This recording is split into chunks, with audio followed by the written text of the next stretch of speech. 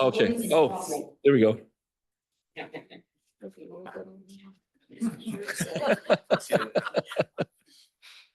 You know, there was one day I was up in the Bay Area, and it was like the few days after Christmas, and we were shopping in like Half Moon Bay, and my wife was going through some stores, and I just like sat on a bench. It was just such a nice sunny day, you know.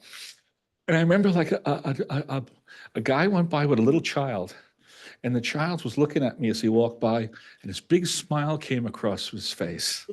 And he thought I was Santa Claus. And I'm like, hey, it's my day off, you know. Like, I'm done, man. It's all gravy now. So like that. Okay. Well, hi, everybody. Hey, okay. Welcome to the 31st installment of the Afternoon of Remembrance. The way this got started was in 1994. You know, usually when somebody very famous would pass away, like a Chuck Jones or a Frank and Ollie or something, there'd be a big event, like a memorial thing and a studio thing, and they still do that.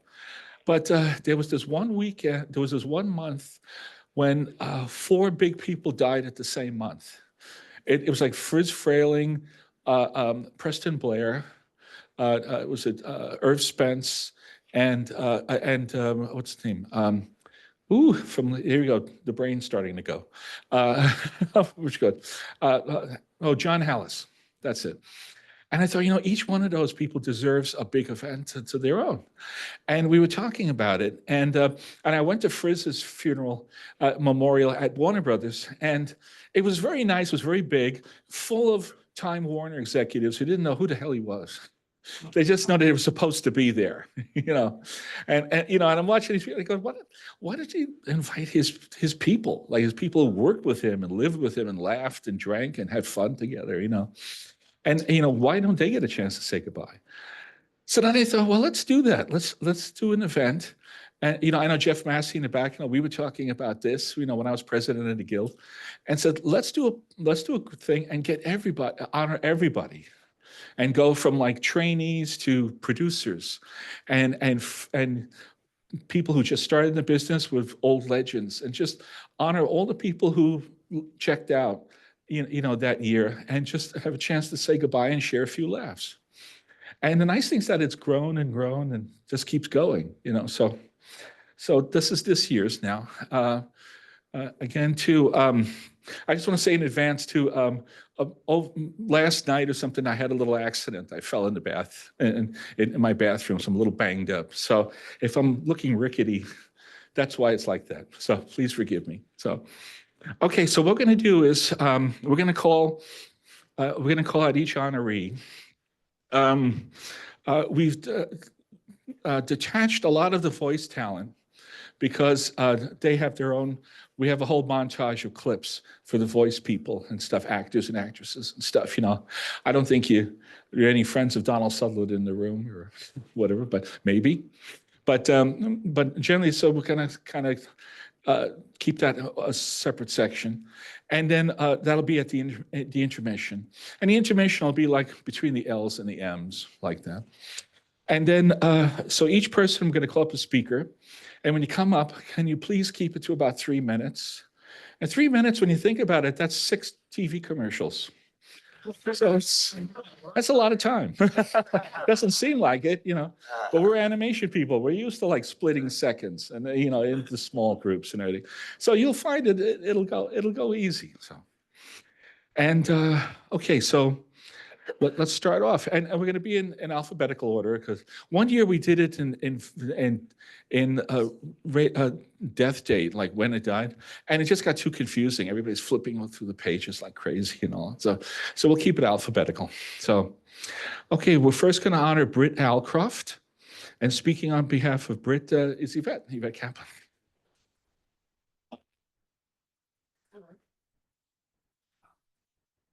Okay. I'm going to just tell everyone when it's your turn to come up, you're going to see a little box with your face on it, and you can adjust the computer to make sure that the recording sees you, okay? So that's what I just did. And now I got to talk. Okay. Britt Alcroft was a British producer, director, and writer, best known as the driving force behind a little TV phenomenon called Thomas the Tank Engine. First, 2 disclaimers.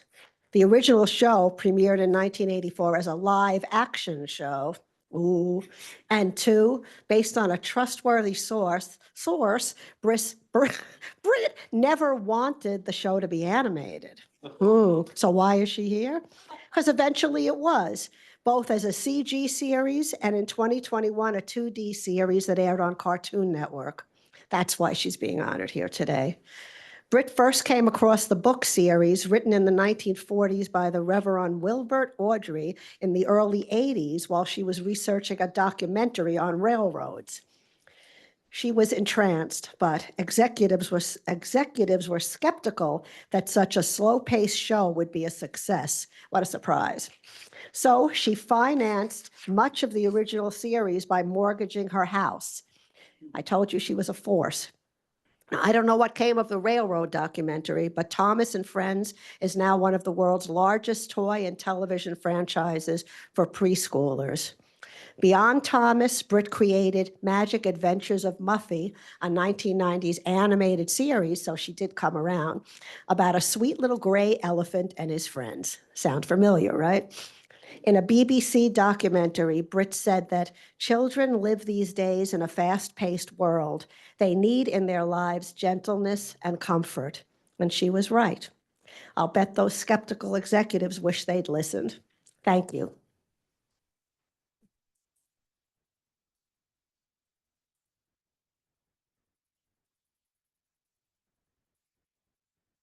Yeah, it's funny. I was just reading a thing recently about there's an entry in John Lennon's diary about he goes, yeah, this British regional TV company called me up and asked me if I would narrate this show about a local a train engine with a face. I told him to fuck off. So Ringo started it instead and became a gigantic hit. So it's like, so be careful who you tell to fuck off. Okay, next is Juan Alvarez. And Beth, did you have anything on Juan? You know? Okay, that's fine. That's fine. Okay, so Juan Alvarez was worked in cell service, and he was a painter at Rich Entertainment, Walt Disney Pictures, Warner Brothers Feature Animation. So that's Juan Alvarez. Next, we're going to have Ted Anasti. I'm saying that right? Yeah. Okay, good. And coming up is Patsy. Thank you.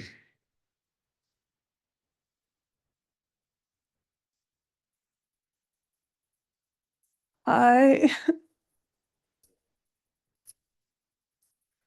Hello, I'm Patsy Cameron. I'm the wife of Ted Anasti. We were married for 30 years and together as sweethearts and soulmates and writing partners for nearly 50 years. I met Ted when I was 18 years old and he was 33. I auditioned to be a guest on Walt Disney's new Mickey Mouse Club, and Ted was the writer who auditioned me. Ted chose me in the audition. And we spent the day together when we were filming. He asked me out to lunch. When I went home, I couldn't stop thinking about Ted. And after about 3 days, I realized I was madly in love with him and I wanted to marry him. I was so in love with Ted, I went downtown with my mom and tried on wedding gowns. And I put one on a free layaway. I began writing love letters to Ted. I could not remember his last name. So I addressed them to Ted Asechi, Disney TV Animation. One day, Ted was sitting on a bench at Disney at lunchtime, and someone came up to him with a whole stack of letters. They said, "Are you Ted Asechi or Ted Anasti?" Ted said, "Yes." The young man said, "I think these are for you." And he handed him a big stack of my love letters. When we began dating, Ted showed me how to write scripts. I had always written stories and plays when I was a child, but I never thought of being a writer as a career. Ted inspired me. I thought, I want to be a writer like Ted. He's cool. As writing partners, we enjoyed writing and story editing for the Smurfs, Disney's DuckTales, and staying up all night laughing while writing for Beetlejuice. The high point of our lives was our wedding day, October 15th, 1994. We quickly had two beautiful children, Theodore, age 29, and Emily Rose, age 27, who are the loves of our lives. In the last days of his life, Ted still knew us. We hugged and kissed him, and we told him we loved him. And he was still able to say, "I love you too." Ted died on December 14th, 2024 at 10:04 p.m. He died peacefully in his sleep, knowing he was loved. Thank you.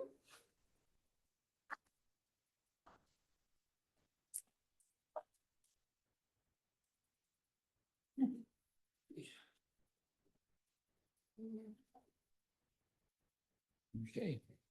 We're now going to, let me see, am I here? Here I am. Okay. Okay, we're now going to talk about Howard Beckerman. And speaking on behalf of Howard is his daughter, Maura Beckerman Schneiderman.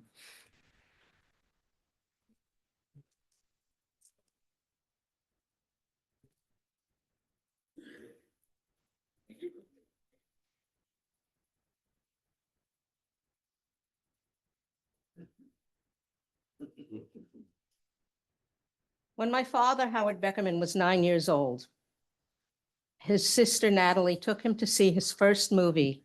Hello. Hello. Janis Joplin. I'm going to start again.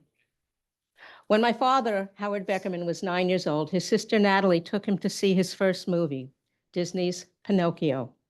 And from that moment on, he knew that he wanted to be an animator. But not just an animator, he wanted to know everything that went with it. And when he had learned that, all he wanted to do was share it with as many people as he could. As an adult, he became to be known as one of the most informed animation historians in the country and would often be interviewed for publications or radio or TV. He also opened his own very successful studio, Howard Beckerman Animation on 45th Street in Manhattan.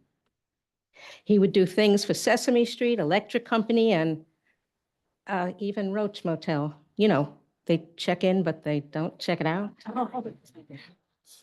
One day, unexpectedly, a fellow animator, John Colhane, called and asked if he could help him out by substituting for a class he was teaching.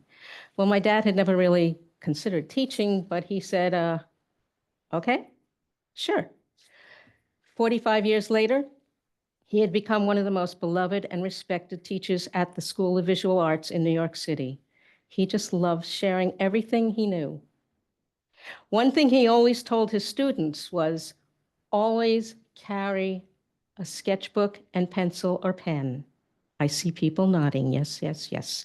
And he always did himself. He was always sketching. Oh my goodness, he'd be in a restaurant, and if there was a paper in front of him, he'd be sketching. Even up to his last 3 months of life that he spent in the hospital. Doctors, nurses, aides, custodians came in and out, and he would be sketching. And they would stop and admire his work, and then he'd give them a copy of it. Soon, I could hear people in the staff saying, "I've got a Howard Beckerman. Do you?" I was even there the few times a nurse or intern stopped and said, "Gosh, I can't even draw a stick figure." My dad smiled and said, "Come over here. I want to show you something." And they'd come to the bedside, and my dad smiled. And then he explained, "Everyone starts to draw a person from the head down. That's wrong. You need to start from the body." And he'd scribble a circle or an oval and then continue. "Now, look at that. You can put the head anywhere, here, there, over here, there, there. And once you put the head there, you can decide where to put the arms and legs. And once you do that, well, you have an interesting figure doing something you had never expected to happen." That was my dad, creating art and unexpected joy in life for himself and everyone else around him. Thank you for letting me be here.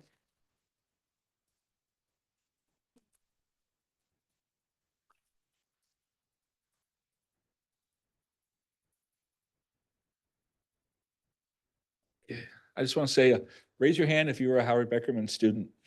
Like, okay, so we got a bunch. We get a couple all the time. So, well, good group. Yeah, I learned so much from him and everything. Basically, the class I'm teaching at USC is like Howard's history class.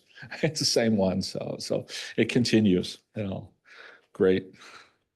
Okay, we'd now like to talk about Kay Benbow. And whoop, oh, there we go. Whoop, there we are. There I am. Okay, we're going to talk about Kay Benbow. And speaking for Kay is, let me get the name of it. The video. Ami Brogan. And. And. It's a video. Oh, it's a video? Okay, there we go. Kay was a friend and colleague for over 20 years. I respected, loved and admired her, as did everyone who had the great good fortune to have worked with her. As a friend, Kay was kind, generous, supportive and passionate. As head of CBeebies, she was a visionary commissioner. She believed profoundly in young children's capacity to engage in new ideas and their openness to new experiences. At the heart of everything she did was a deep-rooted and fierce belief that young children deserve the very best, and she put that belief into action in an extraordinary way. She wanted every child in the UK to be included in the content she commissioned, and that desire drove the extraordinary breadth and depth of animation and live action that was CBeebies while Kay was head of the channel. Ballet, opera, pantomime, Shakespeare, comedy, adventure.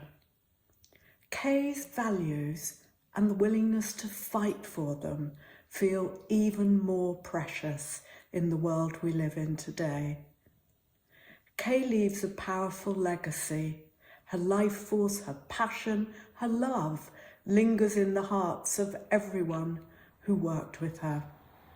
But above all, and the thing that would have mattered the most to Kay, is that the content she commissioned has had a positive, lasting impact on the millions of children who watch CBeebies, lingering in their hearts and imaginations as they grow up and become parents themselves.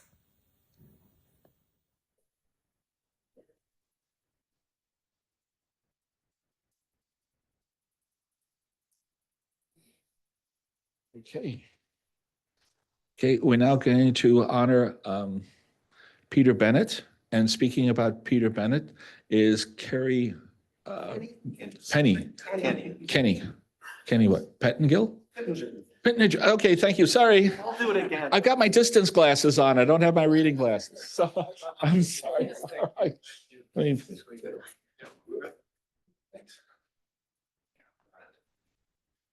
So I'm Carrie Pettingill. No, just kidding.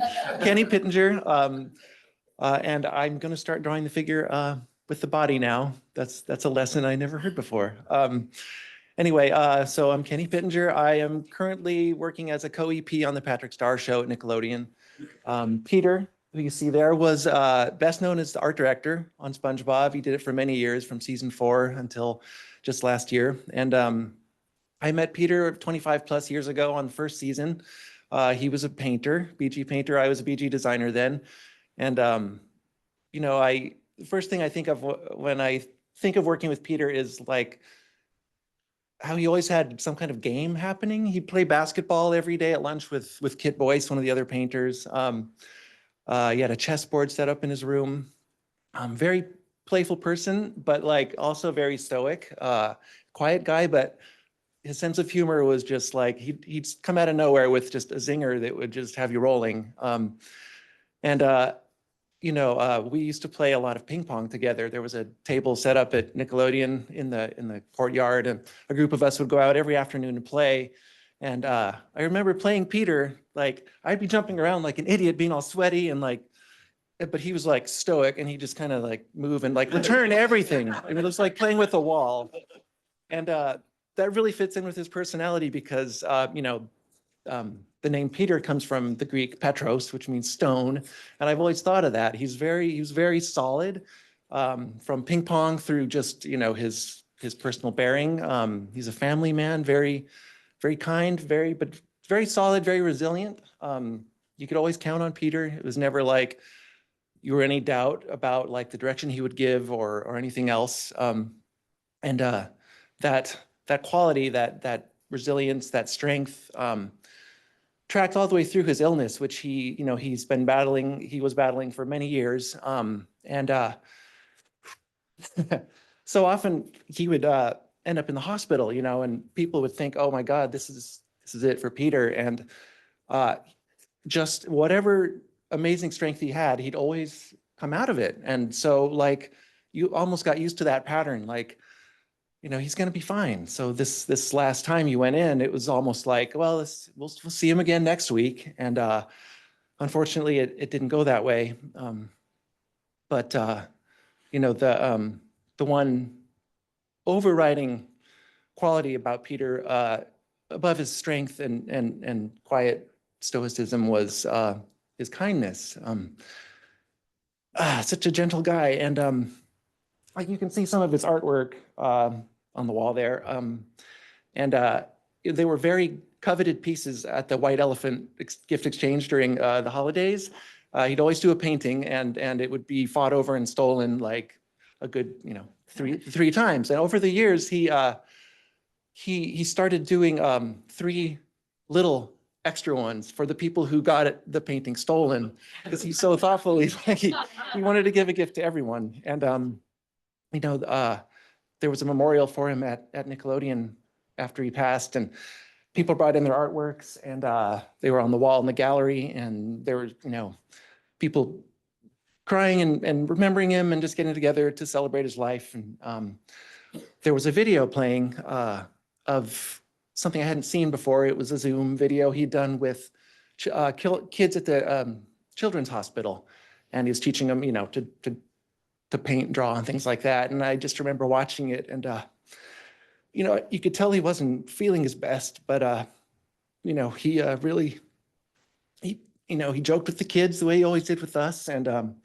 it was just such a beautiful moment that's how I'll always remember him, just giving. And I miss him, and he went too soon. So thank you.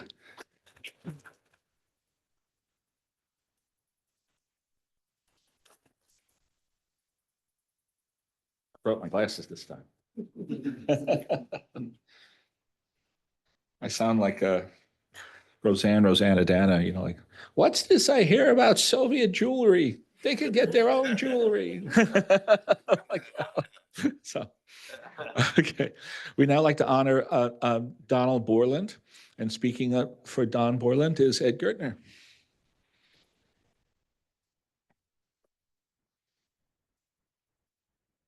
I'm sure I'm going to have to raise this, Yeah. or I'll just stay on usual. I came here to talk about Don Borland because he was in scene planning, and a lot of departments never really got enough accolades. And I met Don when I was working on I was art directing the Tokyo Disneyland and Epcot projects. And we had so many different things that we had to deal with, multiple cameras, projection, mats, and he was so uh, critical about how everything worked. He would polish stuff and get the right numbers and do stuff for us. He was a big help. He was very quiet, but really knew what he was doing. And beyond that is that he had his own lithography company, and he made all the field guides for us at Disney at one point.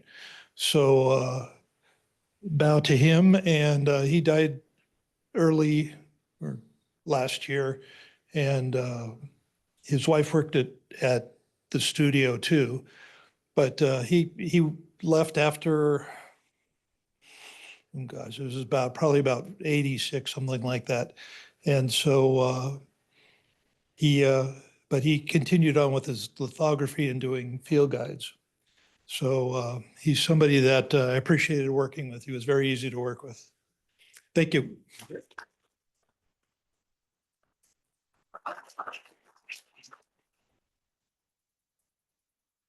Okay, so we're now going to honor Jan Browning. And for those of you who have come to these events in the past, you see the great stuff that put out right now. Jan used to be one of the people doing the food and everything for a lot of us, and now she's on the list. So it's like another member who also used to volunteer, who's on the list now. So it happens. That's it. So what you call it? Is Brenda here? Brenda Browning? No, she didn't make it. Okay. Would anybody like to speak say something about Jan? No? Okay, then I'll throw it in. So Jan grew up in the animation industry.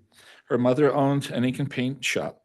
Over the course of her career, she worked as a painter, inker, final checker, and animation checker at Hanna-Barbera, Animedia, Walt Disney Pictures, Filmation, Croyer Films, Cartoon Network, Federator, Nickelodeon, Film Roman, Marvel, including 21 years at Warner Brothers. Jan was a Golden Awards winner in 2019 and a longtime member of the Animation Guild. She was on the local 839 executive board, and she also served as sergeant at arms when I was there. So that's Jan. Okay. Okay. Yvette, you want to take the next page?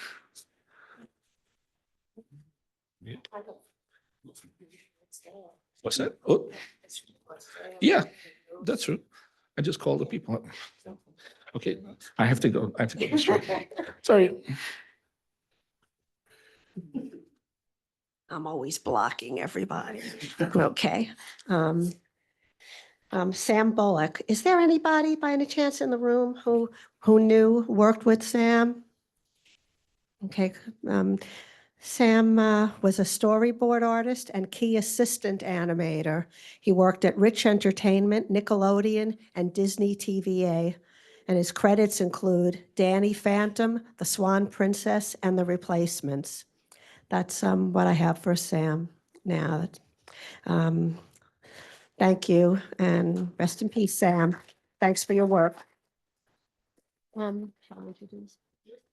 Okay, our next honoree is Janice Burgess, and we have a wonderful video from Brown Johnson. I'll just give you a little background of Janice first. She was a Nickelodeon executive and creator of the preschool series The Backyardigans. She also oversaw production of the award-winning Blue's Clues and Little Bill TV series. Prior to joining Nickelodeon, Janice worked for Children's Television Workshop, where she was involved in shows like 3-2-1 Contact and Ghost Rider. I knew Janice too, and she was a wonderful person, wonderful with that smile that you can see now. And now for Brown. Thank you. Hello, everyone. And thank you to Jen Oxley and Eugene for giving me the opportunity to talk about my dear friend, Janice Burgess. Janice was an incredibly unique person, and she was super smart, super funny, super stylish, She loved history and books and fashion and music and dance and weird facts.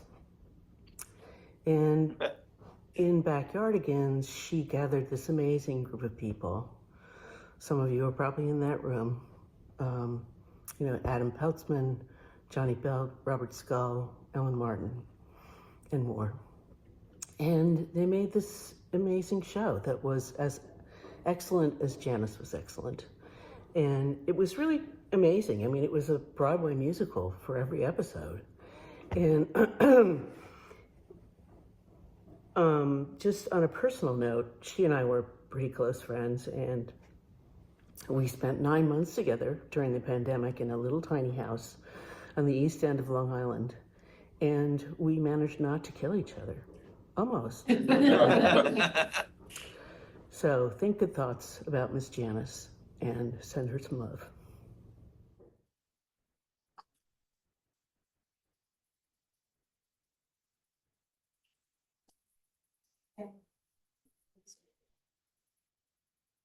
I'm honored to speak about Clint Culver right now, but I do want to just say that Brown Johnson, for those who don't know, she was the head of Nick Jr. for many, many years. So she's a New York fixture. Okay, now Clint Culver. Oh, okay. Hold on. I wasn't ready for this because Tom didn't introduce me.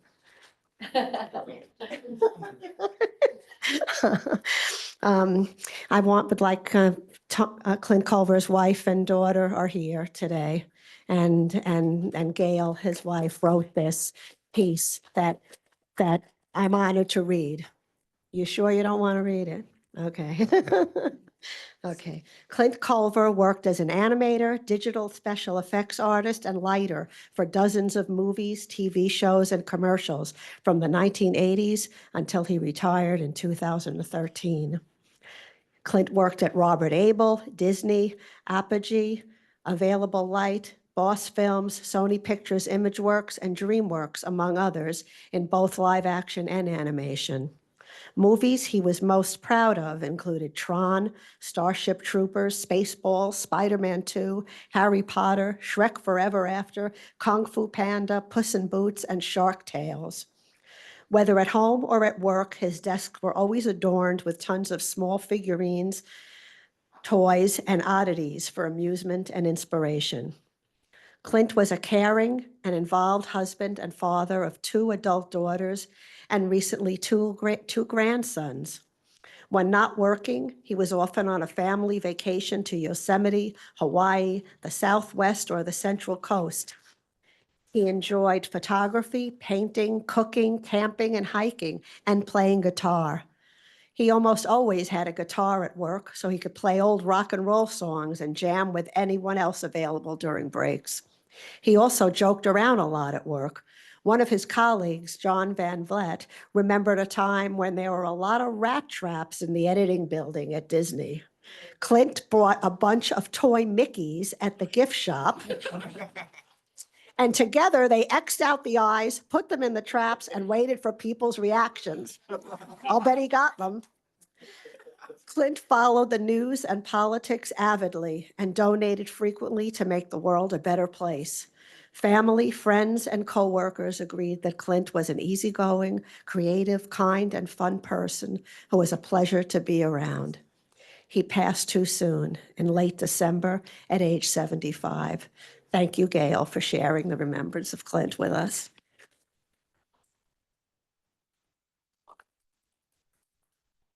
Do you want to come back? Should you Do the whole page. do the whole page? All right. Okay. Next to be honored is Curtis Crawford, coincidentally also someone that I knew and worked with. Curtis Crawford was a Canadian animator, storyboard artist, layout and character design artist, overseas animation supervisor and producers. His credits include Dennis the Menace, Raccoons, Teddy Ruxpin, For Better or For Worse, Alvin and the Chipmunks, Babar, and Father Christmas and the Tin Angel. He was also supervising director for the second season of Doug in New York, and there is a video. I didn't have to say all that because we have a video from Gordon Cuthbert, who worked with Curtis in Canada. Okay. Hi, my name is Gordon Coulthart. I was partners and friends with Curtis Crawford. We met in Ottawa, Ontario, at a film company called Crawley Films. That was the kind of mid 80s. Curtis and I met on a series called Raccoons. Back then, everything was done in-house. There was 200 or 300 people working there, all the way from cell painting to backgrounds, and Curtis was an animator. Curtis was a big guy, like big physically and in present. He was very good looking. All the girls loved him. He loved sports, rugby, hockey, baseball. You know, he just dominated the game. So we played a lot together. Curtis left Ottawa in the late 80s and went to New York to work. We met again. We hooked up again in the early 90s. I was partners in a company called Funbag Animation. We brought Curtis on to kind of become our spokesman. Everybody liked him. Again, a very charismatic person.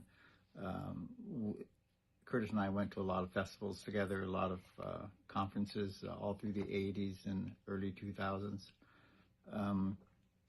When we went to a conference in a meeting or in a room, everybody gravitated to him. He was a very enigmatic man, and everybody loved him.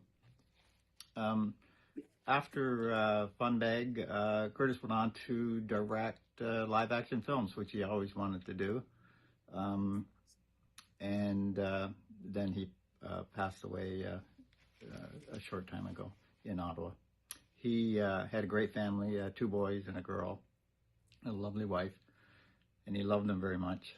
And we miss him. Thank you.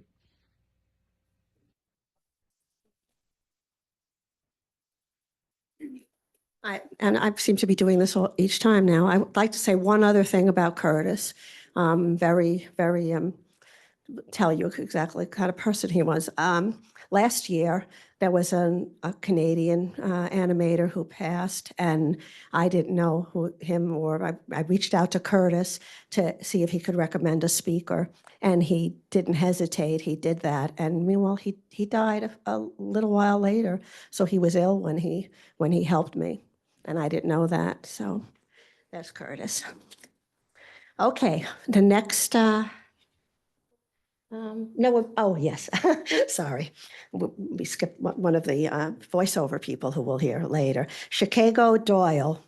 Anybody here knew Chicago? Shigeko would like to speak for her? No one? Shigeko was an inker, painter, and a paker. Shigeko Doyle worked at Walt Disney Pictures, Hanna-Barbera, Croyer Films, Chuck Jones Animation, Cool World Productions, and Disney TV. Shigeko's, his credits range from Cool World to King of the Hill and The Simpsons. That's Shigeko. Okay, our next honoree. Next honoree is, what happened? Anything? Okay. Maurice Edwards and Tom Tedera. No, Tom, I'm sorry. Where are you? I think it's a video. Oh, okay. He won't get mad at me for not being able to pronounce his name.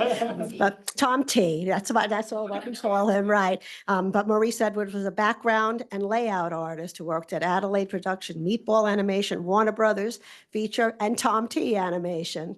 And now we'll hear from Tom. Thank you. So when did I first meet Maurice? Well, it was back in about 2005 or so when we were rebooting Biker Mice from Mars. like any producer, when you reboot a show, you're trying to look for maybe a different take on it, something different. And we certainly had plenty of very accomplished background artists from the industry to pick from. But then Maurice came in, and he had a background in architecture, and that really appealed to me. Plus, he had a tremendous creative sense. So we put him on the show, and it really paid dividends because he did backgrounds that were not only creative of the planet Mars and the cities, but his buildings were architecturally sound. They would actually stand up if you built them, no matter how out there they were. And one of my fond memories of Maurice was talking to him about his materials. He needed certain kind of pencils. He needed 3 kinds of pencils to do every drawing, background design. And we had an artist working in the studio named Bernie Wrightson, comic book artist. And I pointed to Bernie in the corner. I go, Maurice, do you see Bernie over there? If I gave Bernie a burnt match, he would do a good drawing. But okay, I'll get your pencils. And so we had an ongoing thing about it, whine and moan and groan like a producer about it. But we got it to him, and it certainly paid dividends because he gave a great creative look to the show. He was very reserved in that English sense. He was fun to deal with, and he had that dry wit. But then when Christmas came, all of a sudden we had a Christmas party, and all of a sudden he showed up in this wacky green shirt with one of those paper English hats they wear on Christmas Day, and he was like almost a totally different guy and was just cutting loose. So that was pretty much after the show ended. It was usual Hollywood. Okay, let's keep in touch. We'll see each other soon, and people kind of fade away. So I guess this is my reintroduction to Maurice under less than good circumstances or happy circumstances. Thanks for everything, Maurice. Rest in peace, and it was great knowing you.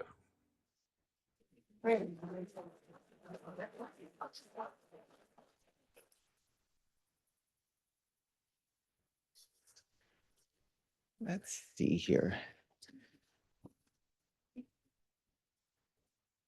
Okay, so next. Just pull the page off. Okay, next we have Philip Felix, who is an art director and character designer. And speaking for Philip Felix is Gary Montalbano. Is Gary here, or do we have a video? I don't know. What it? Hmm? Julie, is Bronny on? Is Bronny? Video for. But is Bronny on Zoom? Yeah.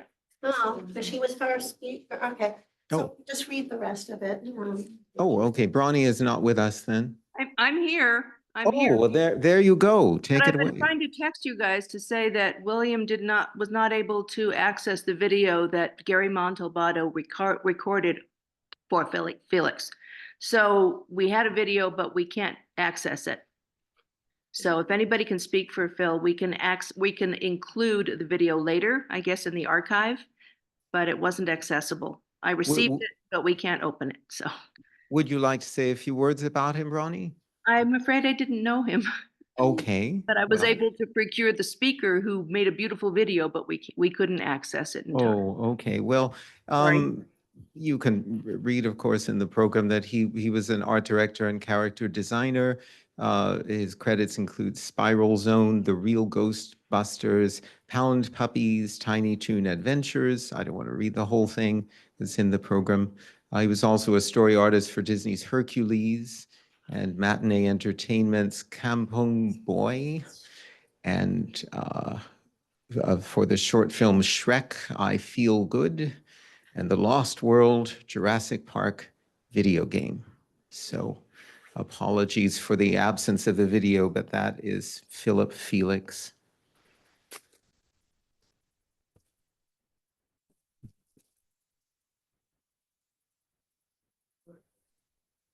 Oh, okay. So we have Martin Forte next, who is a background artist at Hanna-Barbera and Filmation, and Jeff Massey will be speaking for Martin.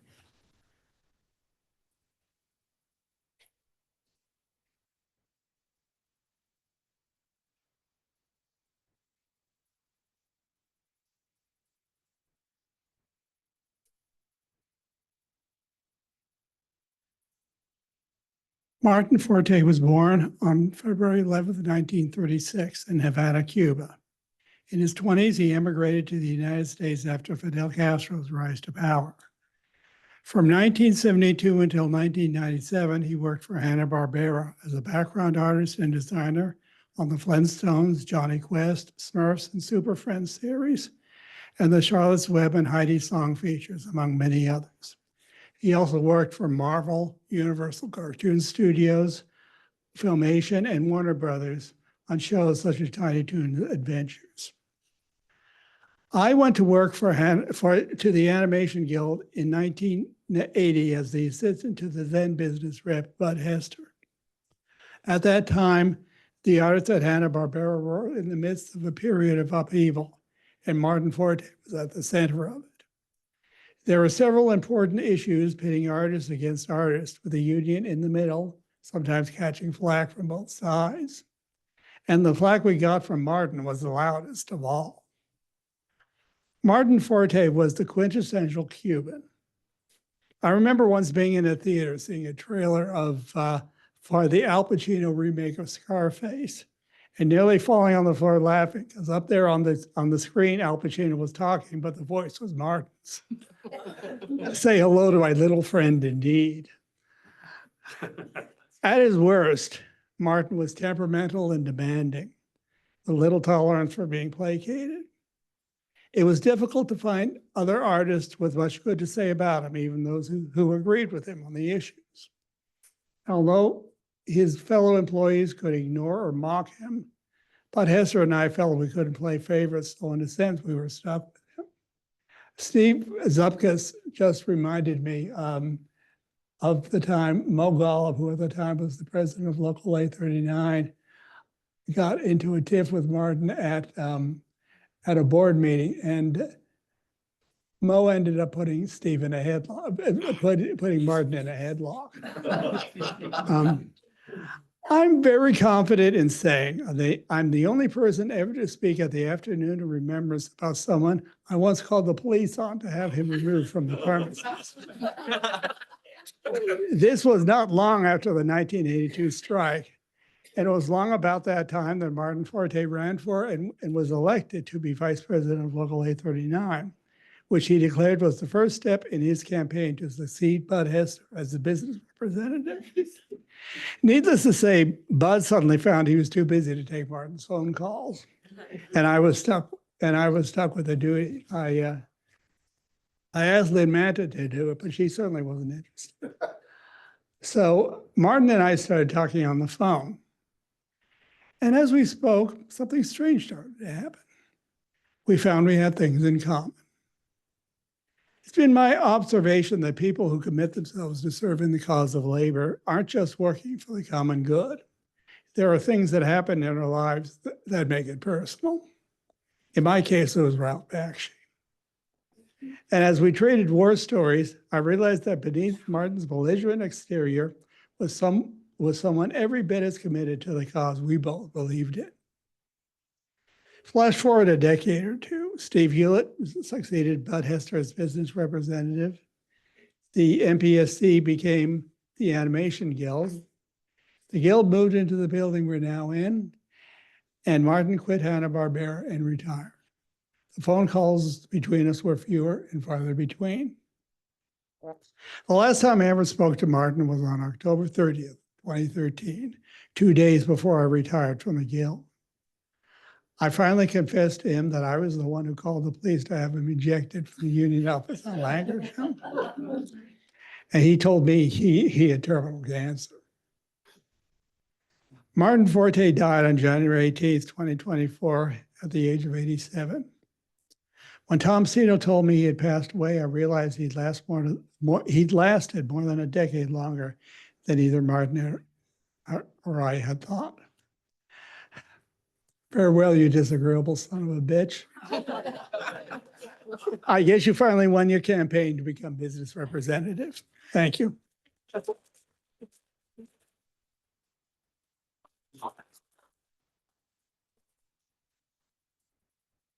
I was just thinking of a great memory of at the time that Martin was there and Hester was business agent, Mo Golub was president, and Mo was a layout artist at Disney, and he did a lot of illustrations for like paperback books, like also like Louis L'Amour, like westerns and things like that, where they called him Morris Golub, and he's in the illustration magazine and all. But he was so funny as a president because the debate would be going on, and then Mo would go, Shut the fuck up.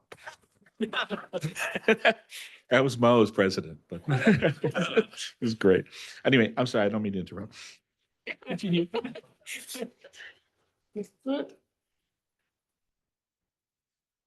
Oh, goodness, I guess union meetings have always been lively. We don't have it so bad. Speaking of the union, our next honoree was the president of our union, Bob Foster. And speaking for Bob will be Dave Breen. Thank you. Looks like I fit there. I knew Bob Foster a long time. He was just a year or two behind me in art school. I'll read what I've written here, and I hope it connects with you. Bob moved to Los Angeles in 1961 to attend Chouinard Art Institute.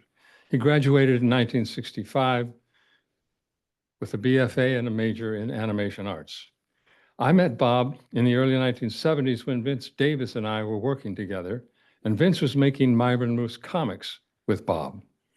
Bob was moving into a small house in Hollywood, and Vince and I, our wives and little kids, went to help Bob move in. We carried a big mattress into the living room, set it on the floor, and Bob, Vince, and I took turns falling backward onto it and laughing, while our wives looked at each other as if to say, "Who did we marry?"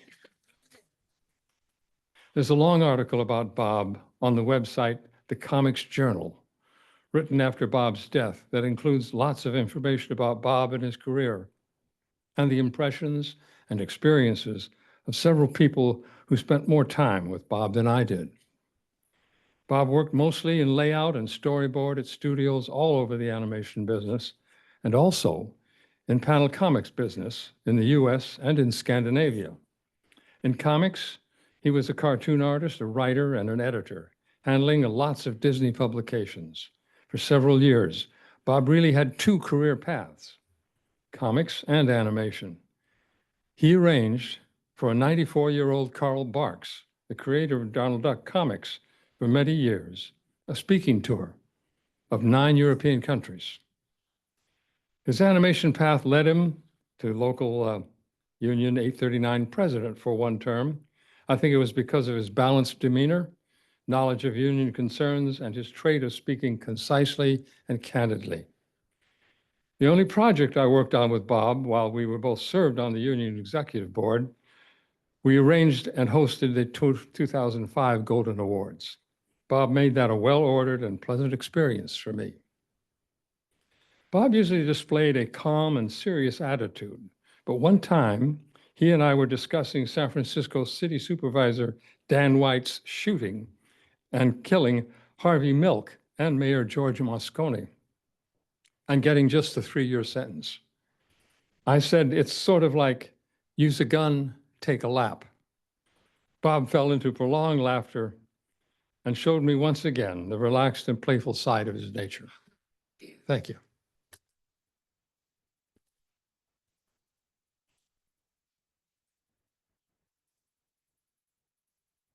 Thank you, Dave. Stay. Bob always reminded me of Burl Ives somehow. He was a very sweet man. He did a whole Toon Boom tutorial thing online. It was very, very impressive. So next we have Tom Fox-Marnick, and I'll be reading a short little reflection by Colette Van Mierlo. Colette says, I didn't know him very well and haven't communicated with him possibly in decades. I do remember him as being very nice, down-to-earth, humble guy, a prop designer.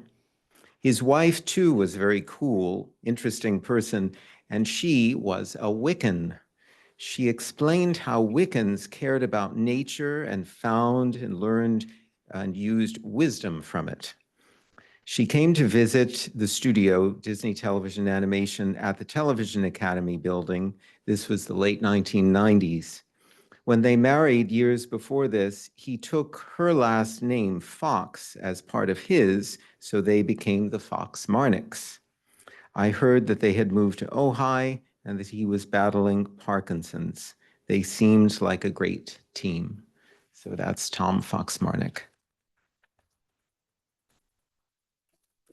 And next, we will be remembering Randy Fukuda, and Gloria Fukuda will speak. I don't think, no, she couldn't make it, so I'll speak. Tom will speak.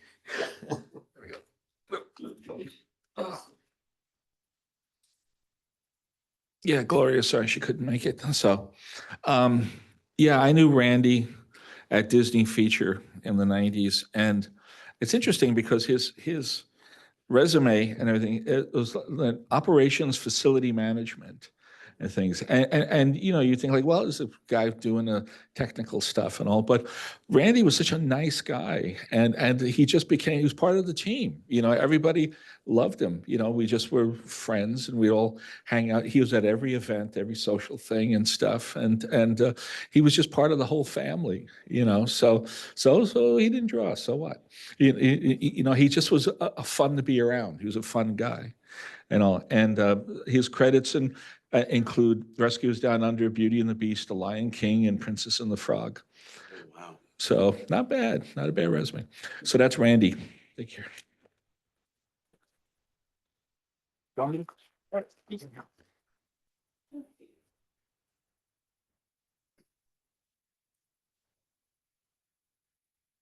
right.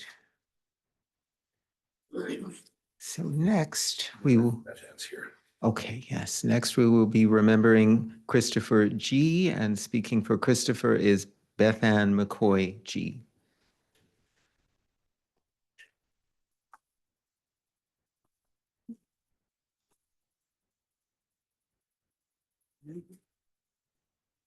Okay.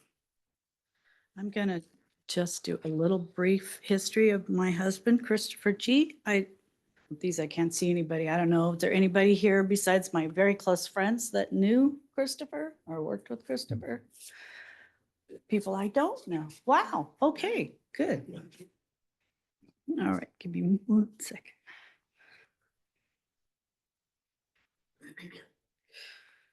Okay.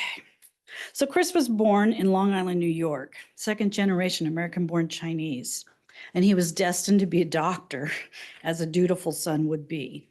He attended Worcester, Mass, and didn't fare well, and returned back to Long Island, where he went to LIU and got a degree in computer science. He changed his course and he began working at the New York Tech Lab, a groundbreaking institution on the verge of new technology. A fateful call for help from a former coworker, Ariel Shaw, and I will repeat the phone call. Dude, if you don't come out here and help me figure out this camera thing, my wife is going to leave me. That is it. So while Disney Feature Animation changed Chris's life forever. I met Chris at Flower Street, 1420. We married, had dual careers. Chris remained at Feature Animation for almost 30 years. Sadly, he was diagnosed with ALS in 2021, and he lost his battle in July of 2024. At this time, I would like to introduce our beautiful daughter, Madeline G. And she will say a few words about the legacy of Christopher G. and what he meant to this industry. Thank you.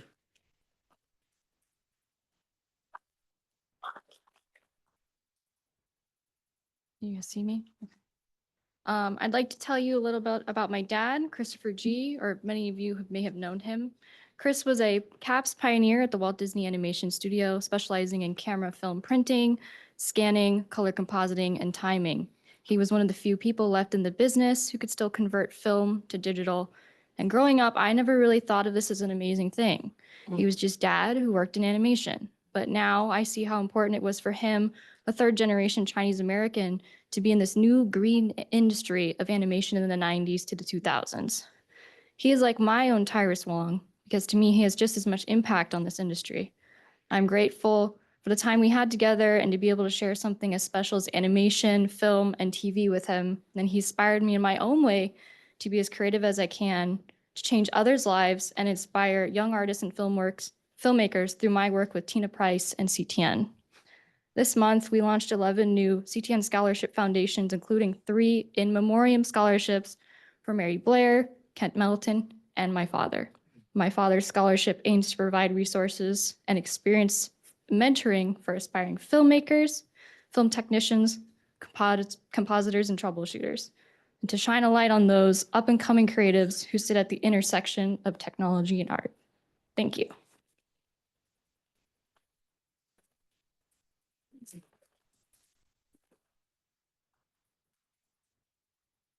I know not a lot of people know about this, but when we were talking about Chris working at New York Tech, I mean, I teach a class in the history of digital imaging at USC, and when I was doing my own research, it's always interesting because when people think about CG, they think, well, George Lucas rubbed a lamp and Pixar popped out, and that's why we have CG, you know, and it's more complicated than that.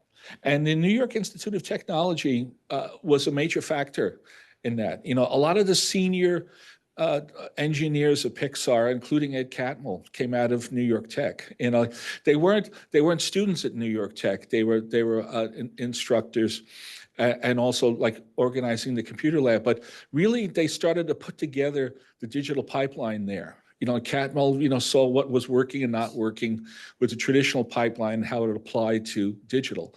So the New York Tech people had a lot of influence, and the software that they created for surfacing and all eventually went to Canada, became Softimage, and then it came here and became Maya. You know, so that's the sort of the lineage of all that. So an important time. So anyway, next we're going to honor Brad Goodchild. And speaking for Brad is Stephen Wood. Is Steve around? No, don't see him anywhere. No films or anything? No? Okay. Well, I'll talk about him because Brad was my assistant. So, and Nelvana and everything, he was an assistant of mine. And Brad was a wonderful guy. He was so funny and everything. You know, he was like Joe California, you know, in Canada. Like he was more Californian than I went. Like, but he's like, hey, whoa, hey. He was a very, very clever guy. Always friendly. So, so he was a storyboard artist, director, animator, overseas supervisor. He worked at Nelvana, at Disney TVA, and Warner Brothers. His credits include The Magic School Bus, Pepper Ann, Kim Possible, Hallie's on It, and Rock and Rule, which we worked on together.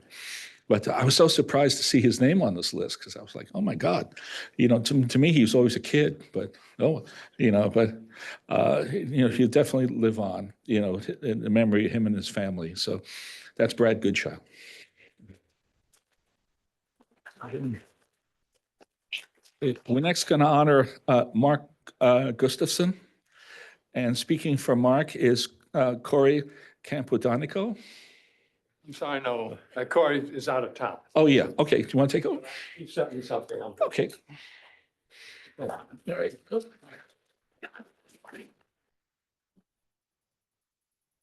Yeah, we had 2 people lined up to speak. Pretty impressive names too, but because they're impressive, they're busy. One's out of town and the other's still recovering from a respiratory infection from the fire. So I'm reading this.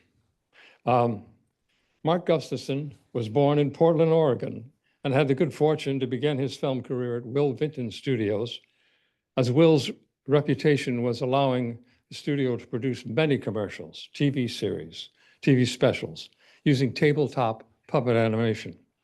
As Will moved away from directing individual projects, as the studio grew, Mark became an animator, then a lead animator, an animation director, a story writer, concept and character designer. As his experience of over more than 2 decades diversified, enlarged, and sharpened his skills.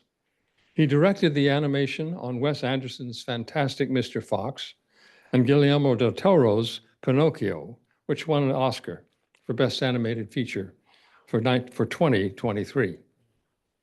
Guillermo del Toro said about Mark, "I'm glad to have met Mark, the human, as I was honored to have met the artist. I admired his work before I met him. I will love having had the chance to share time and space with him during the highs and lows of making our film, Always and Forever. Corey Capodocino, wait a minute, let me back up and say that again. Capodonico, Corey Capodonico, one of the founders of Shadow Machine, the film production company, said about Mark, Mark is more than just one of the most accomplished directors of our time. He is a beloved icon in the animation community. It was an honor to have been working closely with him. He put others first and made sure everyone got their due credit. He will be forever part of the Shadow Machine family. Mark is most certainly smiling down on us from above today. His humility is what made a giant among us. He will always be in our hearts. Thank you.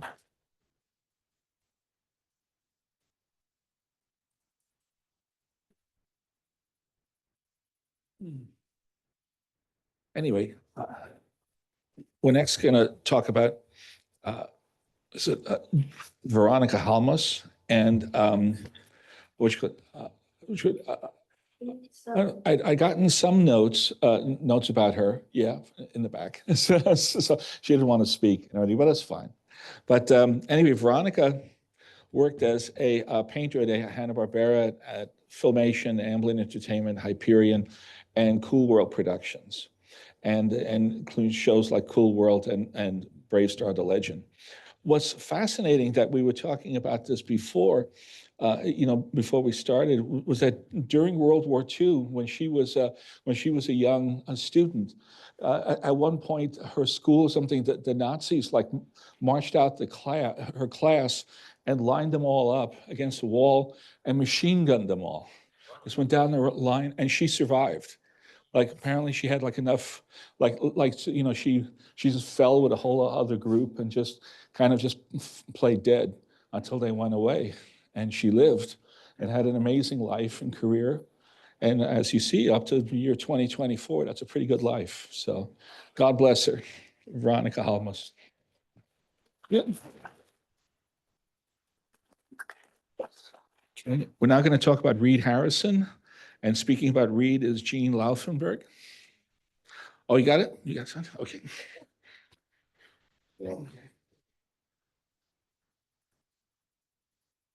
Yeah, Gene's from out of town, so he sent this, oh, yeah, I'm shrimp.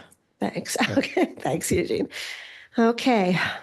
Reed Harrison was a writer, story editor, producer, etc. during his 30 years in our business. While we were colleagues and contemporaries, my biggest takeaway is that Reed, or Reedo, as he was always affectionately known, was my friend, and a dear friend to countless others. Reed's IMDb is exhausting, yet strangely incomplete. He was quite the versatile writer, working on adult-aimed series like Disenchanted, The Simpsons, and Duckman, yet equally comfortable with younger fare, as his inspired work on The Smurfs, Pinky and the Brain can attest. So versatile, in fact, that he decided to spend most of the last decade in France working on European productions like The Unstoppable Yellow Yeti, Angelo Rules, and Dog, Girl, Boy, Cat, Mouse, Cheese. We missed that one. And somehow along the way, he even found the time to work on sitcoms and award shows too. Yes, he was the busiest of bees, always working hard and laughing even harder. Yeah, Reed was serious about his work, but he'd never, ever take himself too seriously, as you might be able to tell by these photos. Perfect timing, William. Thank you. But how did he do all this? Why was he in near constant demand? Well, besides being a smart, solid, blah, blah professional, our beloved Rito was funny, as in laugh out loud funny, as in bust a gut funny, as in F-word funny. You see, we comedy writers usually work on about the same frequency. While respecting and admiring our cohorts, we can almost always see where their jokes, even the really good ones, came from. With Reed, it was as if his jokes were beamed in from outer space. Totally original and frequently bizarre, they always stayed true to the project while somehow transcending it.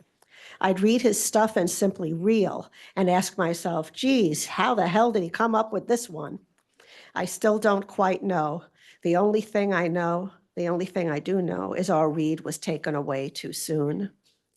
I'll miss this kind, ultra-talented man for the rest of my life. And if you had the pleasure of knowing Reed, you would too. Thank you. That's written by Jean Laufenberg, a writer.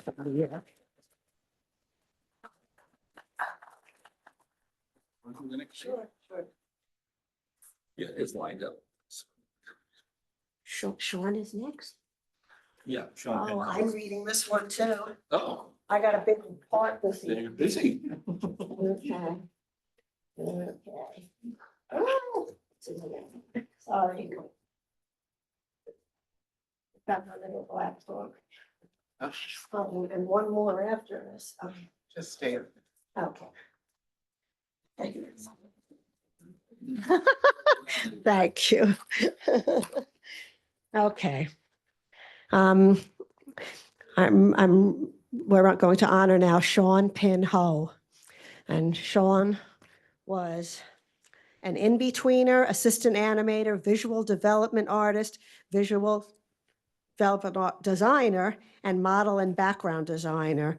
He worked at DreamWorks Animation, Disney TVA, Warner Brothers Animation, and Pixar video games. Credits include Prince of Egypt, Road to El Dorado, Sinbad, and Spirit of the Cimarron. And this speech is written by Conan Fitzpatrick Alvarez Casado.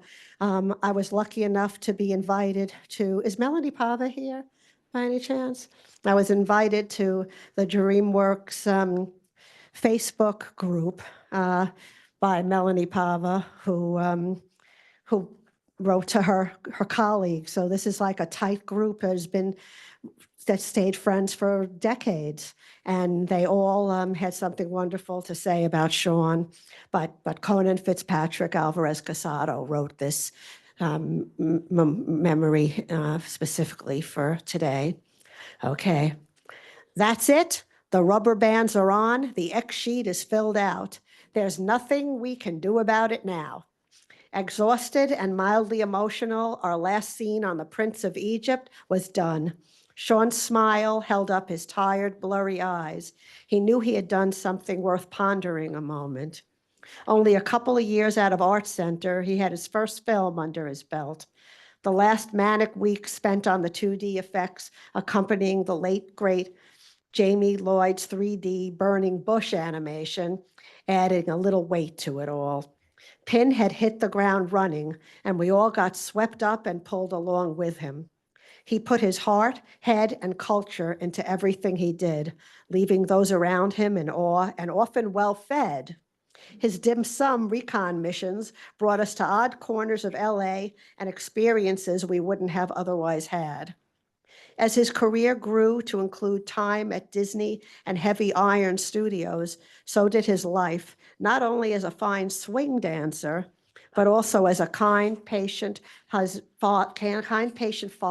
to Aiden and Chloe and husband to Lily. We have all been very lucky to have had him in our lives. He is sorely missed. Thank you.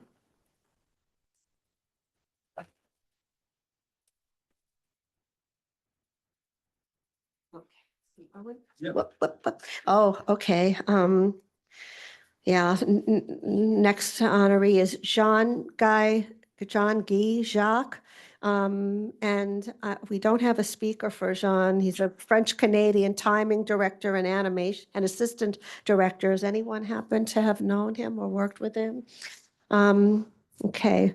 His credits include Arthur, The Little Lulu Show, Bob Moraine, Rugrats, and Rocco's Modern Life. So John Guy got around here. Thank you, Jean. Our next honoree is Karen Keller, and speaking for Karen is Carol Police or Aubrey Mintz. Let me show the video from Carol first. Oh, okay. We have a video from Carol Police, sorry. Oh, you wrote a V here, I didn't recognize. Hello, fellow creatives. 3 minutes is not very much time, so I'm really going to try to speed it up here. My name is Carol Kiefer Police, and I got to know Karen back in 1997 when I came to Disney Features to work on a movie called Sweating Bullets with Mike Gabriel and Mike Giamo. Karen was a pretty good friend of theirs by the time I got there. She'd been working at that company since 1980, and from 1980 to 1986, Karen was a layout assistant.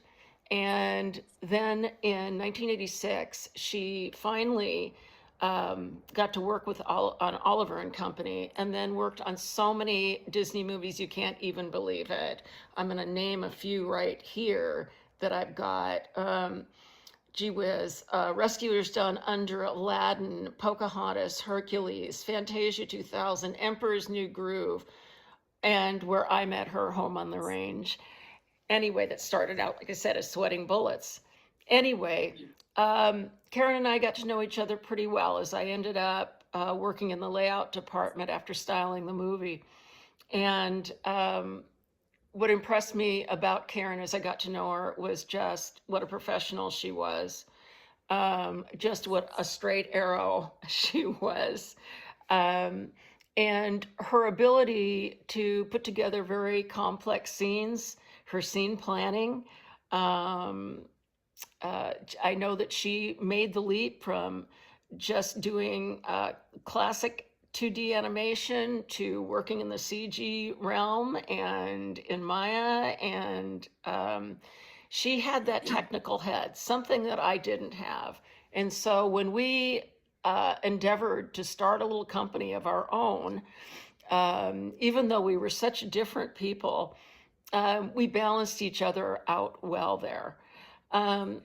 But with all of Karen's accomplishments in animation, I am sure she would say that her greatest accomplishment was the life that she gave to her daughter, Maddie, who is now Maddie Schumacher, with two beautiful sons, Theo and Primo Schumacher, and her husband, Mark.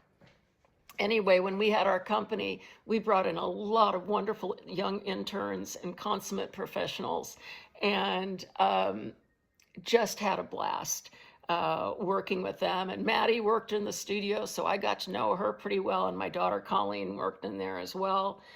And anyway, Karen will be missed. We lost touch. And about a month before she passed away, she called me. We hadn't talked in years. And we talked for almost 2 hours. I had no idea. And when I found out that she had passed, I was really shocked. And by the grace of God and some very last minute reservations, I was able to make it back to the funeral and spend some wonderful time with Maddie and her family. And Karen was a devout Catholic, and her faith was very sustaining for her.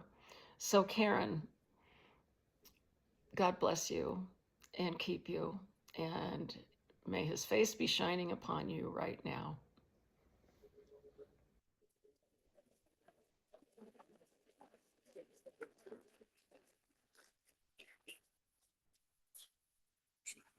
That was wonderful. Hi, I'm Aubrey Mintz. I'm a professor at Cal State Long Beach, as well as the executive director of ASIFA Hollywood. And just being here today amongst you all and looking at the glimpse into people's lives, I realize how special this event is. And thank you to Tom and Eugene and Yvette and the others that have organized this, and the TAG for putting this together. It's, oftentimes people pass, and of course it affects the families, but it's important to do things like this to keep the memories going on. So thank you for being here. Karen, I'm going to talk about Karen because I worked with her at Laguna College of Art and Design, where she was a teacher. She was incredibly dedicated. Most part-time faculty will show up and do their class and, have to go because of life and work. But Karen would be one of those faculty that would hang around, make more time for her students, participate in portfolio review and the extra meetings, even developing curriculum, which is kind of unheard of for part-time faculty. She was she, as Carol mentioned, she did workbook and scene planning. And, as an animation educator for the past 24 years, students often just want to get to the end and they don't spend time with the planning as much. And Karen was a big proponent of that and really got students thinking about their decisions before moving forward, which is hugely important in education, of course. I was my mid late 20s when I started teaching, and I was asked to run an animation college program in Laguna, and I shouldn't have. I didn't have the chops or the experience. And Karen must have laughed at me because I was coming in with all these grand ideas, but she remained incredibly supportive and nurturing. She was an incredibly nurturing person, and that came out in her teaching, and her students loved her, really did. And layout isn't always taught in college, and hers and Jim Schlenker was her co-teacher. They worked together on this class for probably a decade or more, and it was incredibly successful. And I think about her every time I talk about layout. Anyway, thank you for doing this, and thank you, Karen Keller. We missed her.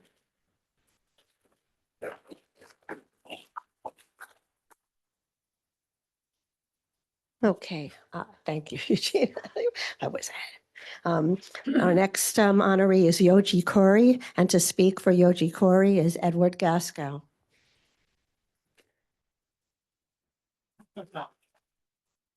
Hello, I'm Edward Gaskew. I'm actually combining two honorees today because they both were influential in their own realms internationally in the surreal independent filmmaking space. Oh yeah, I always forget the camera. So first is Yoji Kuri, and then the other one is going to be Keiichi Tanami. He may be a little further along in the program, but I'm going to talk about both of them here now. Both of them were two abstract and surreal artists who left lasting marks on Japanese art and storytelling, as well as international independent animation. Yoji Kuri was an early pioneer of avant-garde adult animation, wildly known for his surreal and often darkly humorous films that pushed the boundaries of storytelling and visual expression. In 1960, he partnered along with two illustrators by the name of Hiroshi Manabe and Ryohei Yanagihara to form the Animation Group of Three, or in Japanese, Sanin no Kai, an organization that is widely considered to be the first independent animation production studio in Japan.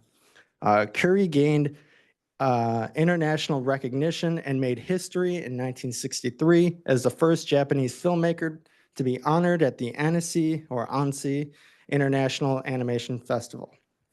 Separately and also congruently in the 1960s and 70s, Keiichi Tanami began producing his own surreal adult animation films. Tanami was a master of psychedelic pop art who blended vibrant colors with dreamlike imagery and infused his personal memories into a body of work that spanned animation, illustration, and design. American pop artist Andy Warhol was a huge fan of Tanami's art. His art was a collision of post-war Japan, American pop culture, and an unrestrained imagination. Together, these two artists, along with one other, Hiroshi Tada, collaborated on an experimental comic in 1966 called The Three-Sided Mirror, which was a fusion of their distinct artistic styles and unique storytelling. This project shared their spirit of innovation, weaving together abstract visuals, shifting perspectives, and bold artistic expression. We celebrate Yoji Kuri and Keiichi Tanami for the ways in which they introduced surrealism to visual storytelling and their efforts in independent animation.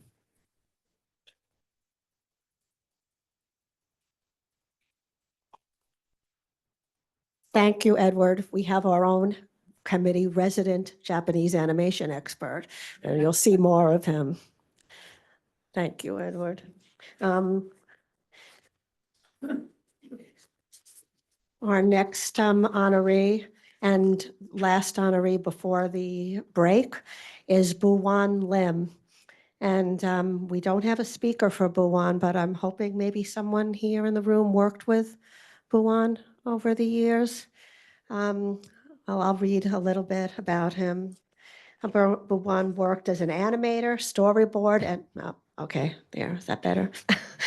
Animator, storyboard, and layout artist, and director at Rich Entertainment, Graz Entertainment, Fox Television, Nickelodeon, Film Roman, and Bento Box. His credits include Bob's Burgers, King of the Hill, and Avatar: The Last Airbender. I actually just missed working with Buwan by a year, I think. When I first moved to LA, I worked at King of the Hill, and I heard all about Buwan, but he had already left, so I missed meeting him. I wish I had, and missed that. So that's it for this first part. Tom, do you want to say something, or should we let everybody? The traditional, now, we're gonna take a 15-minute break, bathroom break and all of that. And then we come back, we're gonna resume with the clip reel of the voice actors. And then we'll continue on with some more people. So thank you for holding out.